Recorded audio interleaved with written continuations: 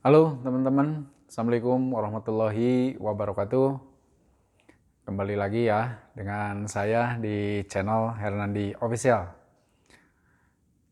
Kali ini saya ingin mencoba sharing ya dari lanjutan dari video yang kemarin ya, baru 2 hari yang lalu lah ya, yang saya upload, yaitu terkait dengan lunasi hutang secara spiritual. Nah, saat ini saya ingin mencoba untuk sharing terkait lunasi hutang secara ilmiah ya.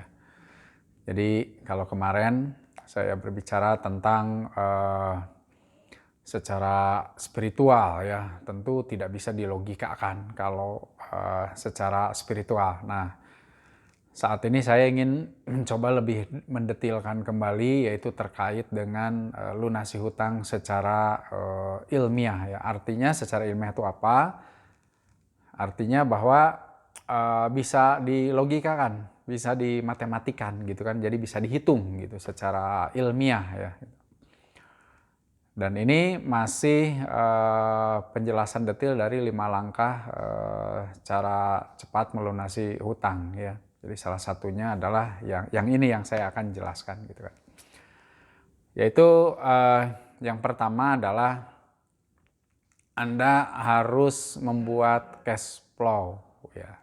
Nah, ini kadang-kadang yang apa ya susah ya orang karena sudah terbiasa menerima gaji misalnya, atau yang bisnis menerima uang bisnisnya, kemudian dia mengeluarkannya dan seterusnya gitu ya, sehingga tidak terasa gitu ya bahwa uang yang sudah kita keluarkan kalau dihitung ternyata cukup besar juga gitu, sehingga memang dibutuhkan sebuah kendali ya, kalau saya sih sebutnya sebuah kendali gitu ya. Nah, kalau misalnya kita sudah bisa membuat sebuah cash flow itu wah yang kayak gimana ya Pak Hair? Kan saya bukan orang akuntansi gitu kan ya. Cash flow itu adalah hanya menuliskan pemasukan dan pengeluaran saja gitu. Jadi ya sangat mudah ya, mungkin anak SD pun bisa sebetulnya gitu ya. Hanya tinggal maaf-maaf kitanya yang kadang-kadang nggak mau gitu ya. Atau terlalu apa ya, masa sih pemasukan aja harus dicatat gitu kan, pengeluaran aja harus dicatat gitu ya. Nah ini yang kadang kita belum terbiasa ya, belum terbiasa gitu. Padahal Pak Her, saya kan gajinya misalnya masih kecil gitu kan, kenapa sih saya mesti ditulis gitu kan. Ya karena kadang ada beberapa pengeluaran yang memang semestinya bisa dikurangi gitu ya. Atau misalnya kalau pemasukan Anda kurang ya harus cari lagi dong, cari lagi misalnya pemasukannya dari mana lagi nih, ternyata pengeluaran udah kita ketatkan sedemikian rupa gitu kan. Oh berarti memang pemasukannya harus kita tambah, kita harus cari pemasukan gitu. Jadi walaupun misalnya Anda dalam kondisi keuangan Anda sehat gitu ya. Jadi jangan menganggap bahwa cash flow ini adalah sesuatu yang tidak penting gitu ya. Menurut saya kondisi keuangan sehat, apalagi kondisi lagi dililit utang, nah itu sangat-sangat penting gitu ya menurut saya. Jadi Anda harus, yang pertama adalah langkahnya harus membuat cash flow gitu ya. Jadi cukup Anda tulis, jadi jangan banyak alasan gitu ya. Kalau misalnya saya bukan orang akuntansi lah, bukan orang ekonomi lah gitu ya. Ya coba Anda kalau beli buku ya di toko buku aja, di toko buku. Kalau saya misalnya beli buku anak-anak SMP gitu kan, beli di toko buku ya. Ada di situ buku yang disebut dengan ada, yang penting ada pemasukan dan pengeluaran, atau buku kas lah, boleh lah ya. Buku kas ada sih yang sudah jadi ya, saya lihat di beberapa buku gitu ya. Kalau Anda sudah terbiasa dengan menggunakan gadget misalnya kan, saya yakin lah semua orang sekarang sudah, Anda cukup install namanya itu catatan keuangan ya. Ada namanya catatan keuangan. Anda boleh di Play Store diklik catatan keuangan. Ada beberapa banyak pilihan, silakan Anda pilih, itu semua gratisan kok. Saya sendiri kemana-mana selalu dicatat ya. Ada yang masuk misalnya dana, ada yang transfer gitu ya, ya saya catat di pemasukan. Kemudian saya misalnya bayar makan misalnya ya, makan pagi misalnya walaupun cuma beli bubur ayam misalnya ya, kebetulan makanan favorit saya gitu kan, bubur ayam walaupun cuma Rp8.000 saya catat gitu. Dan itu tidak mudah kalau kita sudah terbiasa. Sehingga kita bisa tahu saldo kita tuh berapa gitu ya. Saldo yang ada di dompet kita tuh berapa lagi nih gitu ya. Jadi tidak perlu, kalau yang di tabungan juga bisa dicatat di sana ya. Misalnya saya punya beberapa tabungan, misal ya Anda punya beberapa tabungan, misalnya Anda catat. Itu nama aplikasinya adalah buku tabungan. Jadi silahkan Anda download juga yang namanya aplikasi buku tabungan di Play Store. Gitu ya. Jadi saya punya dua ya, jadi dua, cukup catatan keuangan. Yang pertama itu hanya mencatat pemasukan dan pengeluaran bulanan saya. Jadi bulanan, misalnya saya punya gaji misalnya berapa gitu kan ya. Misalnya Anda punya gaji atau Anda punya pendapatan misalnya 1 bulan berapa ya, dicatat di catatan keuangan ya. Misalnya 1 juta misal ya gitu. Ini misalkan aja 1 juta. Catat aja pemasukan 1 juta. Nanti besok ada pengeluaran berapa Anda catat gitu kan. Kemudian satu lagi adalah aplikasi buku tabungan namanya. Nah, buku tabungan itu adalah kita mencatat berapa saldo kita di tiap buku tabungan kita. Jadi kalau kita misalnya nabung hari ini misalnya ke bank BRI misalnya ya, Anda catat hari ini saya nabung sekian, sehingga akan kelihatan saldo di BRI kita tuh berapa gitu. Tanpa kita harus ngecek ke ATM gitu ya. Karena kita sudah catat saldo kita berapa, jadi kalau ditambah lagi menjadi berapa. Nanti kalau saya keluarin misalnya dari mobile banking, misalnya saya ambil misalnya 1 juta misalnya untuk pembayaran apa, Anda catat. Gitu ya. Jadi setiap buku tabungan yang kita punya, misalnya Anda bikin di buku tabungan. Gitu ya. Jadi semua terkontrol, untuk terkontrol gitu kan. Nah, apalagi Anda saat ini sedang mempunyai masalah piutang, gitu kan. Coba, saya selalu menyarankan, jadi kalau yang konsultasi ke saya, mohon maaf kalau Anda tidak membuat laporan keuangan, maka saya tidak bisa berbuat apa-apa. Saya hanya menyarankan, berarti ya silahkan Anda lakukan cara lunasi hutang secara spiritual. Padahal saya menginginkan ya, Anda itu tetap ada usaha lahiriah, ada usaha batin nia. Jadi ada usaha secara ilmiah, ada usaha secara spiritual. Jadi dua-duanya harus dilakukan, itu sebaiknya gitu. Tapi kadang orang nggak mau, gitu ya, nggak mau membuat laporan keuangan, itu yang kadang saya merasa sulit gitu kan ya, untuk bisa memberikan saran dan arahan terkait dengan piutang yang sedang Anda rasakan saat ini gitu ya. Jadi penting sekali Anda harus membuat cash flow atau laporan keuangan gitu kan ya. Kemudian yang kedua ya. Nah, yang kedua adalah Anda harus membuat neraca aset gitu kan. Wah, Pak, saya nggak punya aset gitu kan ya. Nah, padahal Anda punya motor nggak? Punya. Ya itu aset Anda, itu motor kan gitu. Jadi dianggapnya neraca aset itu adalah seolah-olah bahwa kita punya rumah, punya tanah, dan bukan. Aset itu adalah yang kita punya, apa yang kita punya misalnya ya. Punya motor, punya sepeda misalnya. Yang penting bisa diuangkan baik dalam bentuk bentuk uang atau bisa juga dalam bentuk barang gitu ya. Jadi neraca aset itu adalah tulis harta kekayaan kita tuh apa di situ ya. Anda catat satu persatu, kemudian yang kedua adalah di sebelah kanannya Anda bikin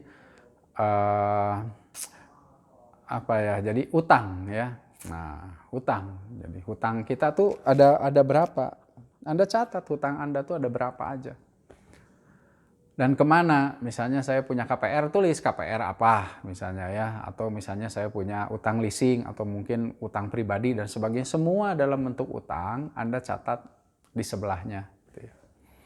Nah, fungsinya untuk apa raca aset ini? Raca aset ini adalah berfungsi untuk supaya kita tuh sama fungsinya kontrol juga gitu kan. Nah, pada saat kita mau meminjam uang, kita lihat gitu ya, aset kita nih seberapa besar yang kita punya. Jadi jangan sampai utang kita melebihi daripada aset yang kita punya. Misalnya Anda seorang pebisnis misalnya kan mau pinjam uang ke bank misalnya.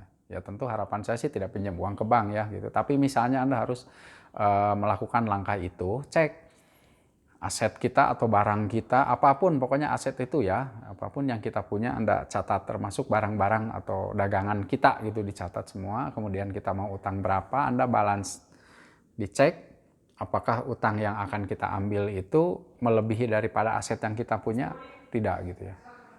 Jadi kalau misalnya asetnya 10 juta misalnya, Anda nggak boleh pinjam ke bank sampai 10 juta gitu. Harus minimal setengah. Ya, jadi kalau misalnya Anda punya aset 10 juta, Anda misalnya masih bisa pinjam ke bank misalnya ya, itu 5 juta saja gitu ya. Kenapa? Ya karena pada saat ini macet, kita masih bisa mengeluarkan aset kita setengahnya. Gitu logika ilmiahnya begitu gitu ya.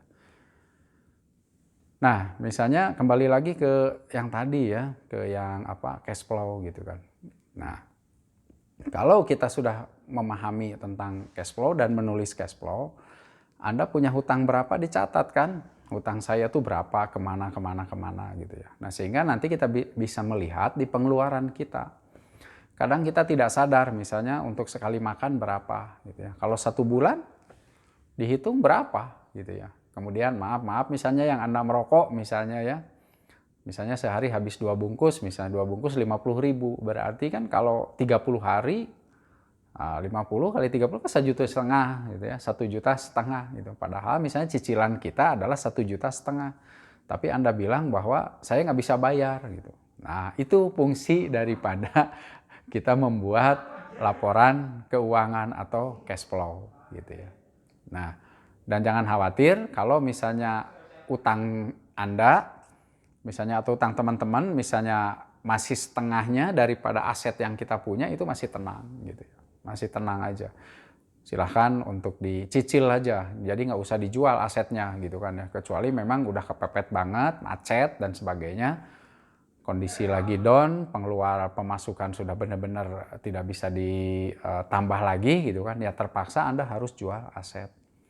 Yaitu Anda harus mengikhlaskan aset Anda gitu ya.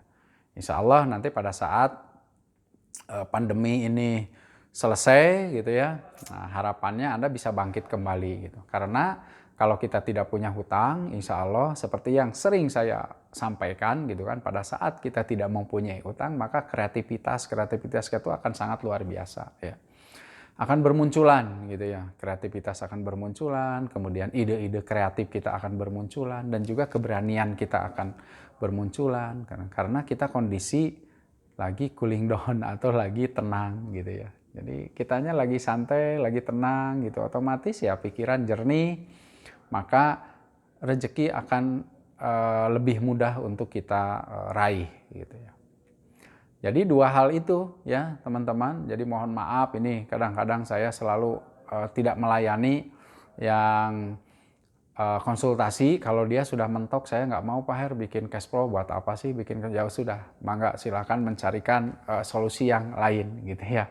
Tapi kalau misalnya masih mau konsultasi, ya insya Allah kita akan coba untuk membantu Anda mencarikan jalan keluarnya, silahkan. Jadi di samping secara spiritualnya dijalankan gitu kan ya, karena Allah bisa memberikan jalan dari berbagai arah yang tidak diduga-duga gitu ya. Kemudian secara ilmiahnya juga, secara lahiriahnya juga kita tetap harus harus tetap kita cari ya, harus tetap kita upayakan gitu kan ya. Misalnya yang tadinya saya biasa makan di KFC misalnya kan, atau di Hokkabento misalnya, ya sekarang makannya di warteg aja dulu gitu kan ya.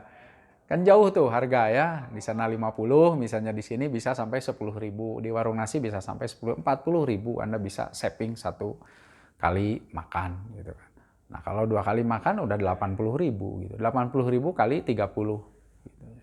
Itu udah di 2.700.000. Jadi artinya dengan cara kita menuliskan laporan keuangan atau cash flow, kita bisa menemukan gitu kan kelemahan kita tuh di mana gitu. Apakah kita harus mengurangi pengeluaran, atau kita harus menaikkan pemasukan. Nah, kalau menaikkan pemasukan nanti bisa kita kasih solusi lagi, kita kasih arahan lagi gitu. Oke, ternyata pengeluaranmu ini udah bener-bener mentok nih gitu kan, ya nggak bisa diturunkan lagi gitu. Berarti kita carikan solusi dengan cara menaikkan pendapatan gitu ya. Nah, banyak cara penaikan pendapatan, misalnya menjadi reseller gitu kan ya.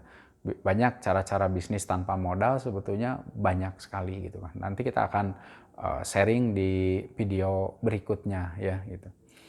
Nah, kembali ke yang neraca aset lagi ya, kembali ke neraca aset lagi. Jadi sekali lagi, apapun yang kita punya, siapa tahu misalnya utangnya bisa ditutup dengan aset yang kita punya misalnya. Terus jangan berpikir bahwa karena hutangnya saya misalnya 10 juta atau 100 juta, kemudian saya nggak punya aset nih seharga sekian gitu kan. Ya tunjukkan itikat baik kita gitu ya, tunjukkan itikat baik kita bahwa dengan saya menjual aset yang saya punya gitu untuk dibayarkan kepada utang kita, gitu. Itu tentu akan menjadi poin ya buat orang yang kita pinjami. Misalnya kita macet di bank, misalnya, atau macet di leasing misalnya ya, atau ke perorangan juga misalnya gitu. Nah, ini akan membuat nilai poin kepada kita bahwa kita punya niat baik untuk membayar gitu ya. Jadi sekiranya memang ada aset yang bisa kita keluarkan, ya ikhlaskan saja. Nanti setelah ininya lunas, insya Allah akan bisa kebeli kembali gitu ya. Jadi jangan nanti kalau sudah utangnya lunas, gaya hidup jangan robah dulu gitu, karena kita harus mengembalikan aset yang kita jual. Itu kalau prinsip saya begitu ya. Jadi saya saat itu ada beberapa aset yang kita keluarkan gitu ya, keluarkan saja, dan alhamdulillah setelah selesai masa piutangnya, kita bisa beli kembali gitu ya aset yang pernah kita jual gitu ya. Tentu mesti bersabar ya di sini, dan tentu harus ada perjuangan ya gitu. Oke, saya kira itu yang ingin saya sharingkan malam hari ini. Saya doakan semoga utang-utang teman-teman semua, kemudian utang siapapun gitu kan yang nonton channel saya, yang masih punya utang ke siapapun dan berapapun utangnya, saya doakan semoga utangnya bisa cepat selesai dan dicap lunas. Terima kasih. Assalamualaikum warahmatullahi wabarakatuh.